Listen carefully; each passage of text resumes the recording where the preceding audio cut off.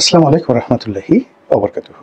সম্মানিত দর্শক, সাবেক প্রধান নির্বাচন কমিশনার জনাব নুরুল হুদা তিনি এখন কারাগারে অন্তরীণ। তাকে মব সৃষ্টি করে গ্রেপ্তার করা হয়েছে। গ্রেপ্তার করার সময় তার বাসায় এক দল মবক্রেসির যারা হর্তাকর্তা, তাদের কারো কারো রাজনৈতিক পরিচয় আছে, তারা ঢুকে পড়েছেন। ঢুকে পড়ে তাকে টেনে হিঁচড়ে একেবারে দরজার সামনে এনেছেন।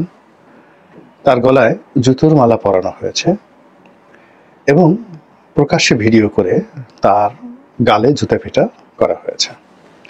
চর থাপ্পড় দেওয়া হয়েছে কিনা এই ধরনের কোনো ভিডিও দেখা যায়নি, তবে তাকে সেই লুঙ্গি পরা অবস্থায়, শার্ট পরা অবস্থায়, মানে গেঞ্জি পরা অবস্থায় যেভাবে টেনে হিঁচড়ে সামনে আনা হয়েছে, ওইরকম ঘটনা আসলে বাংলাদেশে কখনো ঘটেনি।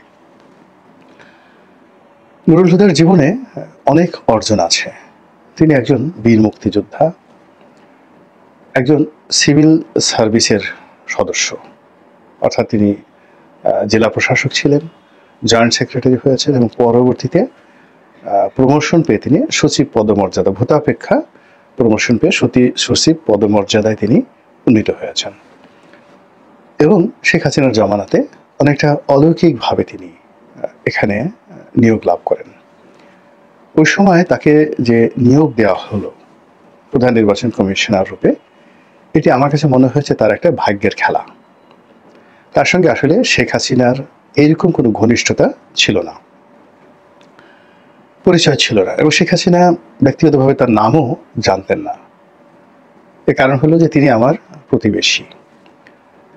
প্রতিবেশী এবং তার সঙ্গে আমার খুবই ভালো সম্পর্ক ছিল। এবং আমি যখন সংসদ সদস্য ছিলাম, সেই আমার যে নির্বাচনটি, প্রথম নির্বাচনটি, ওই সময়টিতে তিনি আমার পাশে থেকে নির্বাচন পরিচালনা করেছেন এবং অনেকদিন আমার বাড়িতে ছিলেন। আবার এমপি হওয়ার পর তার বাসায় দাওয়াত করে তিনি খাইয়েছেন। এই যে আমি যে অফিসে বসে ভিডিও করছি, এই অফিসে বহুবার তিনি এসেছেন। পরবর্তীতে যখন আমি সংসদ সদস্য হলাম, তখন নির্বাচন কমিশনে যারা ছিলেন, পুরো কমিশনের সঙ্গে আমার একটা ভালো সম্পর্ক ছিল। তৎকালীন প্রধান নির্বাচন কমিশনার কিংবা ব্রিগেডিয়ার শাখাওয়াত যিনি নির্বাচন কমিশনার ছিলেন, অন্যান্য সোহেল হোসেন ছিলেন, তাদের সঙ্গে আমার যাতায়াত ছিল। এবং সবচেয়ে হলো যারা ওখানে সচিব ছিলেন, দুইজন, মিস্টার শাহনিয়াজ ছিলেন আর পরবর্তীতে ডক্টর সাদিক ছিলেন, এই দুজনের সঙ্গেও আমার ঘনিষ্ঠ যোগাযোগ ছিল।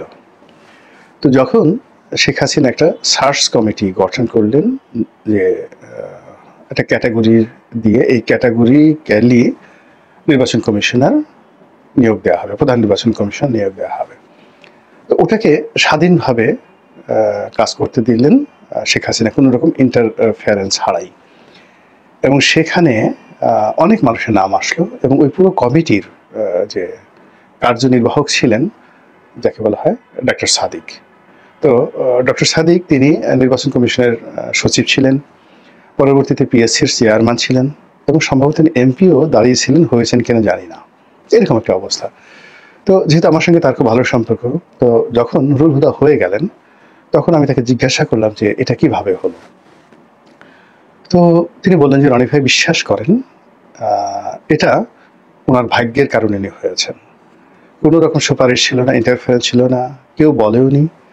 আমরা একজন মুক্তিযোদ্ধাকে খুঁজছিলাম, প্রো লিবারেশন ফোর্স। তো সবাইকে বিএনপি থেকে, অমুক অমুক দল থেকে সবাই যার যার নামে রেফারেন্স করছে। সেক্ষেত্রে একটি অখ্যাত সংগঠন জনাব নুরুল হুদার নাম প্রস্তাব করেছেন এবং আমরা যখন দেখলাম যে এই লোক মিলে গেছে, তখন আমরা ওই কমিটি স্বাধীনভাবে তার নাম প্রস্তাব করলাম এবং সেটাই পাশ হয়ে গেল। এর মধ্যে কোনো রাজনৈতিক ইনফ্লুয়েন্স ছিল না। তো তিনি যখন প্রধান নির্বাচন কমিশনার রূপে তিনি শপথ নিলেন, আমার কাছে মনে হচ্ছে প্রথম 1-2 মাস তার যে বক্তব্য, আচার আচরণ, চালচলন, এগুলো সবই ছিল অনেকটা রয়্যাল বেঙ্গল টাইগারের মতো।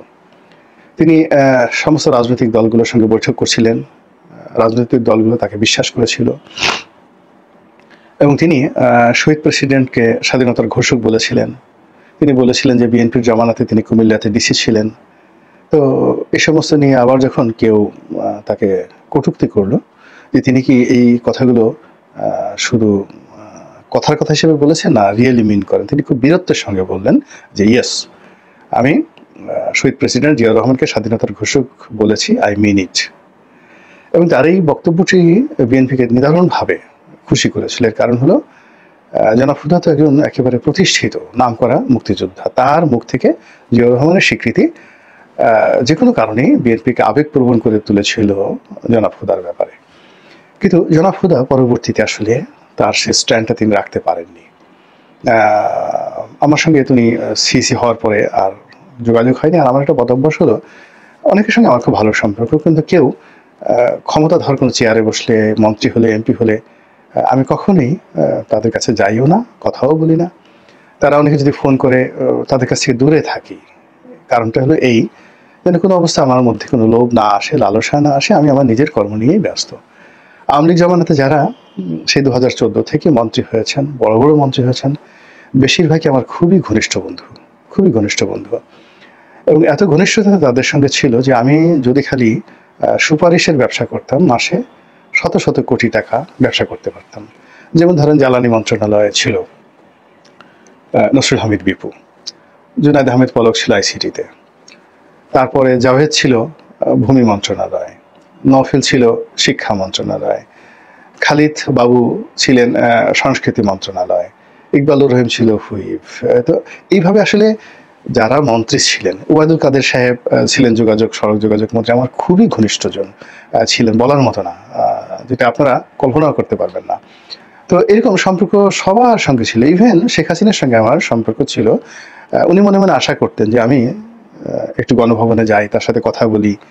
মানে উনি আমার সঙ্গে যে আচরণ করেছেন, সেখানে ওনার অবস্থান থেকে আমাকে সরি বলা বা আমার কাছে আসা বা আমাকে ডাকা, এটা আসলে হয় না। উনি মনে মনে চেয়েছেন যে উনি আসুক, কিন্তু এটা আমি কখনো করিনি। এমনকি সালমান এফ রহমান, আনিসুল হক, আমি যদি কখনো ফোন করতাম কোনো একটা বিষয়ে, তারা কিন্তু সবচেয়ে বেশি খুশি হতেন। এরকম ছিল আওয়ামী লীগের সাথে। আবার এখন যারা সরকারের গুরুত্বপূর্ণ ব্যক্তি রয়েছেন, ওনার একান্ত সচিব, উপদেষ্টা, তারপরে সেটা অন্য যারা আছেন, মোরালেস সবার সঙ্গে আমার ভালো সম্পর্ক। কিন্তু কেউ কখনো বলতে পারবেন না যে আমি যমুনার দিকে ফিরে তাকিয়েছি, কোনোদিন একটা টেলিফোন করেছি, ইত্যাদি আসলে কখনো আমার মধ্যে হয়নি। তো সেই দিক থেকে নুরুল হুদা সাহেব যখন এলাকাতে, আমার এলাকার যারা লোকজন যেতেন, সবাইকে জিজ্ঞেস করতেন যে এমপি সাহেব কেমন আছেন। উনি আমাকে এমপি সাহেব ডাকতেন, কেমন আছেন, আমার সালাম দিয়েন। তো এই পর্যন্তই, আমি কখনো সেখানে আর তাকে কাউন্টার সালাম দিইনি। আমার স্ত্রীর সঙ্গে তার খুবই ভালো সম্পর্ক ছিল, ভাবি ভাবি ডাকতেন, খুবই ভালো সম্পর্ক ছিল। তো যাই হোক, আমি তার মঙ্গল কামনা করেছিলাম। এবং যখন আমি বিএনপিতে যোগদান করেছিলাম, আমার একটা ধারণা ছিল যে সারা দুনিয়াতে খারাপ নির্বাচন হলেও অন্তত পক্ষে ওনার সাথে আমার যে ব্যক্তিগত সম্পর্ক, এটার ভিত্তিতে আমার যে আসনটিতে উনি নিরপেক্ষ নির্বাচন করবেন। এনিওয়ে সেটা হয়নি।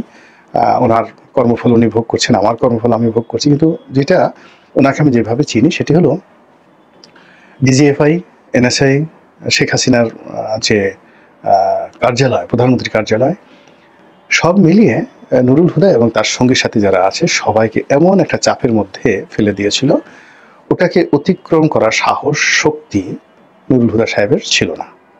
এইগুলো ঘটনা। ফলে তিনি প্রথম 2-3 মাসে যে শক্তিমত্তা দেখিয়েছিলেন, এটাকে তিনি বস্তাবন্দি করে তিনি শেখ হাসিনার ভাষায় কথা বলা শুরু করলেন। এই গেল এক। 2 নম্বর হলো তার জীবনের সবচেয়ে বড় যাকে বলা হয় কলঙ্ক, যেটি অন্যান্য সিইসি থেকে তাকে আলাদা করেছে এবং এই কারণে তাকে দুর্ভোগ পোহাতে হবে, সেটা হলো তিনি তার ভাগ্নে তাকে বিএনপির, আওয়ামী লীগের মনোনয়নে তিনি যাকে বলে নির্বাচনে দাঁড় করিয়েছেন। এবং এই মনোনয়নটা তিনি শেখ হাসিনার কাছ থেকে চেয়ে এনেছেন, অথবা শেখ হাসিনা তাকে খুশি করার জন্য বা তাকে কনভিন্স করার জন্য এই মনোনয়নটা দিয়েছে। ফলে এই যে ভাগ্নের এই কর্মকাণ্ড, কনফ্লিক্ট অফ ইন্টারেস্টে তার যে মোরাল ক্যারেজটি, সেই মোরাল ক্যারেজটি একেবারে কমিয়ে দিয়েছে। এবং তার ফলে কি হলো, আমি বা আমাদের মতো যারা সোশ্যাল মিডিয়াতে জনমত আমরা গঠন করি, তারা যখন জনাব নুরুল হুদাকে নিয়ে কথা বলা শুরু করলাম, নেতিবাচক কথা লিখা, ওনার উপর মানুষের যে ক্রোধ এবং ক্ষোভ, হাবিবুল আওয়াল বা রকিবুল হুদা তাদের চেয়ে অনেক অনেক বেশি হয়ে গেল। এবং তারই প্রেক্ষিতে আজ তিনি ইতিহাসে নির্মম অবস্থায় পড়েছেন। এভাবে আসলে একটা মানুষের জীবন হওয়া উচিত নয়। এই পরিণতি কোনো মানুষের জন্য কাম্য নয়। এবং এই যে তার জীবনের যে অধঃপতন এবং যে শনির দশা, এই শনির দশা তাকে, তার আত্মীয় স্বজনকে, তার পরিবার পরিজনকে, তার সহকর্মীকে কিয়ামত পর্যন্ত কুকড়ে কুকড়ে খাবে। তিনি জেলখানা থেকে কবে মুক্তি পাবেন, ন্যায় বিচার পাবেন, বা আবার গৌরব ফিরে পাবেন, এটি আসলে তার যে বয়স ৮০-র উপরে, সুদূর পরাহত। কিন্তু যে ঘটনাগুলো হচ্ছে সেটি হলো তার এই কর্মকাণ্ডের ফলে যে বদনজির বা ব্যাড ইনস্ট্যান্স তৈরি হয়ে গেল, সেই ব্যাড ইনস্ট্যান্স বর্তমান যে নির্বাচন কমিশন এবং আগামী যে নির্বাচন কমিশন তাদের উপরে শনির দশারূপে ঘুরতে থাকবে। এবং ঘটনা কিন্তু সেইভাবেই ঘটছে। আপনারা দেখেন, আমরা হঠাৎ করে দেখলাম যে 4 দিন ধরে, এখন আমি জানি না 4 দিন ধরে বর্তমান নির্বাচন কমিশন, প্রধান নির্বাচন কমিশনার তিনি অফিসে যাননি।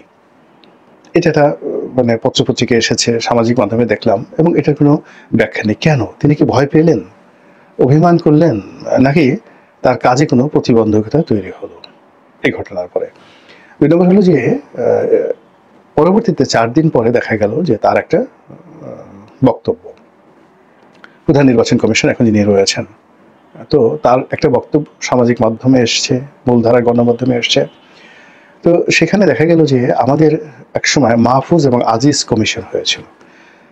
বিচারপতি মাহফুজ এবং বিচারপতি আজিজ দুজনই সিইসি হয়েছিলেন বিএনপির জামানাতে, এবং দুজনই খুবই পাজেলড হয়ে গিয়েছিলেন পরিস্থিতির চাপে, এবং সে চেয়ারে বসে সাংবাদিকদের সঙ্গে বিভিন্ন কথাবার্তা বলতে গিয়ে এই দুজন মানুষ যে এলোমেলো কথা বলতেন, তারপরে যেভাবে হাসাহাসি করতেন এবং যেভাবে ভয় পেতেন, এটা এখনো সেই আজিজ মাহফুজ কমিশন আমাদের নির্বাচন কমিশনের ইতিহাসে কলঙ্কজনক একটি অধ্যায় হয়ে আছে। তো তখন আজিজ সাহেব যে ভাষায় কথা বলতেন, এখন বর্তমান যে নির্বাচন কমিশন এই 4 দিন পরে তিনি প্রেসের সামনে এসে যে কথাগুলো বলেছেন, সেই কথাগুলো আমার কাছে মনে হয়েছে ধারাবাহিকতা নেই, যথেষ্ট ফ্রাস্ট্রেশন তাকে তাড়া করছে, তিনি এলোমেলো কথা বলছেন এবং তিনি কনক্রিট কি করতে চাচ্ছেন সেটা তিনি বোঝাতে পারছেন না। তার সঙ্গে এই যে বর্তমান যিনি আছেন, ওই ভদ্রলোকের সঙ্গে আমার ব্যক্তিগত সম্পর্ক ভালো, এবং আমাদের ঘনিষ্ঠ যোগাযোগ একসময় ছিল। তিনি এই নুরুল হুদা সাহেবের মতো ভালো মানুষ, তবে নুরুল হুদা সাহেবের মতো এত সাহসী নন, কিন্তু তিনি পূর্ণ সচিব হয়েছেন। সততার দিক থেকে নুরুল হুদা সাহেবের মতোই তিনি সৎ। তো নুরুল হুদা সাহেবের যদি তাপচাপে ওই অবস্থা হয়, তাহলে বর্তমান প্রধান নির্বাচন কমিশনারের উপর যে তাপচাপ পড়ছে সেটা তিনি কিভাবে সামাল দেবেন, তার এই সংবাদ সম্মেলনে তার যে এলোমেলো কথা, এর মাধ্যমে কিন্তু আমরা সেটা বুঝতে পারছি। তো এনিওয়ে, এর বাইরে তিনি যে কথাগুলো বলার চেষ্টা করছেন, এটা নুরুল হুদা যেভাবে শেখ হাসিনার ভাষাকে আফোল্ড করতেন, তার নির্দেশকে তিনি কমিশনের ভাষায় রূপান্তরিত করতেন, এবং শেখ হাসিনা সরকারের যে ডিজায়ার, ইচ্ছাকে তিনি একটি স্বাধীন কমিশনের ইচ্ছাতে পরিণত করতেন। ওই শনির দশাটি দেখলাম যে এই বর্তমান নির্বাচন কমিশনার, প্রধান নির্বাচন কমিশনার, তাকে গ্রাস করে ফেলেছে। তিনিও এখন ডক্টর মোহাম্মদ ইউনূসের সাথে কথা বলছেন, এবং হুদা সাহেব যেটা করেনি সেটা তিনি শেখ হাসিনার সাথে কখনো দেখা করতে যাননি, কিন্তু বর্তমান নির্বাচন কমিশনার তিনি দেখা করতে গেছেন, নজিরবিহীন। ঠিক গেল এক। এরপর তিনি বারবার ডক্টর মোহাম্মদ ইউনূসকে তোষণ করার চেষ্টা করছেন, যে প্রধান উপদেষ্টা চাচ্ছেন, সরকার চাচ্ছে, তারা যেভাবে চাচ্ছে এইভাবে আমরা পুরো দস্তুর প্রস্তুতি নিচ্ছি। মানে তার যে একটা স্বাধীন সার্বভৌম অবস্থান আছে, একটা ব্যাকবোন আছে, এবং তিনি যে কোনো কিছু করতে পারেন স্বাধীনভাবে, এবং তিনি যে নিজের কর্তৃত্ব বলে জাতিকে একটি নিরপেক্ষ নির্বাচন উপহার দিবেন, তার এই সাম্প্রতিক যে বক্তব্য, সেই বক্তব্যে আমার কাছে সেটা মনে হয়নি।